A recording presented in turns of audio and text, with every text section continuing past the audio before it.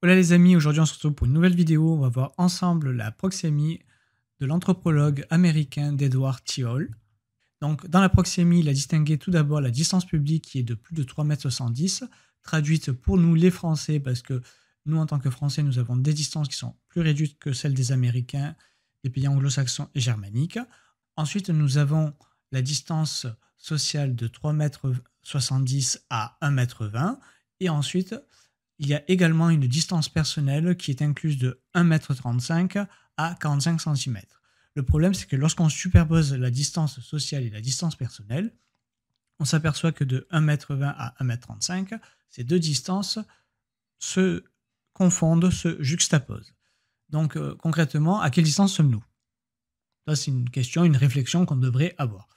Et enfin, pour terminer, nous avons la distance intime qui se situe à moins de 45 cm. On ne vit pas les uns sur les autres, donc par conséquent, par défaut, c'est ce qu'on appelle une distance physique. Voilà. Donc distance physique et distance sociale, c'est complètement deux choses différentes.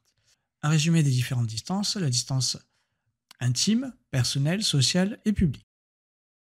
Donc là, ce qui est important, c'est d'éviter de faire la confusion entre la distanciation sociale et les classes sociales, c'est-à-dire entre les riches et les pauvres. Tout simplement parce qu'il est très facile de manipuler des personnes en utilisant des mots tels que la distance sociale et la distance physique, l'art de manipuler et d'influencer les gens avec les mots. Par exemple, comme je vous le disais, on ne vit pas les uns sur les autres. Donc par conséquent, il existe au préalable et de manière par défaut et naturelle une distance physique, et la distance sociale, c'est la distance qui existe pour pouvoir en fait se sociabiliser, pour pouvoir rentrer en communication avec d'autres individus. Quand vous êtes dans la distance publique, vous n'allez pas parler de la même manière que lorsque vous êtes avec une personne qui est dans la zone ou la distance intime, ce qui est tout à fait normal. Donc évitez de faire l'amalgame, la confusion, tout ça, parce que ça permet en fait de manipuler les mots, mais aussi de manipuler les personnes qui vont écouter telle ou telle information. Donc toujours s'interroger, réfléchir et se poser des questions par rapport à l'information qui vous est présentée.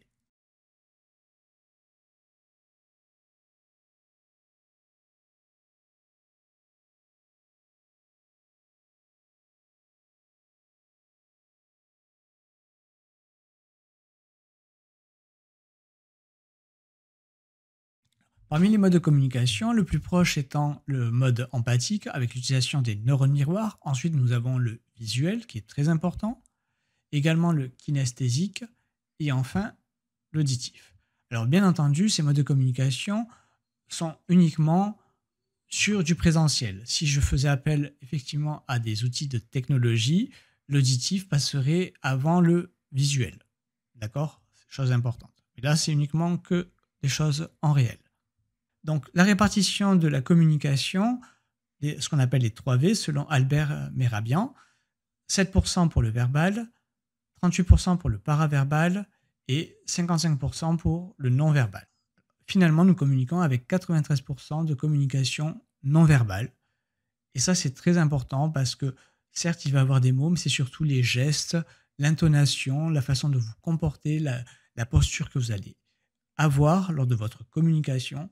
Et ça, c'est très important, que ça soit aussi bien en réel que en numérique virtuel, c'est-à-dire avec l'utilisation d'outils numériques pour pouvoir communiquer, les nouvelles technologies d'information.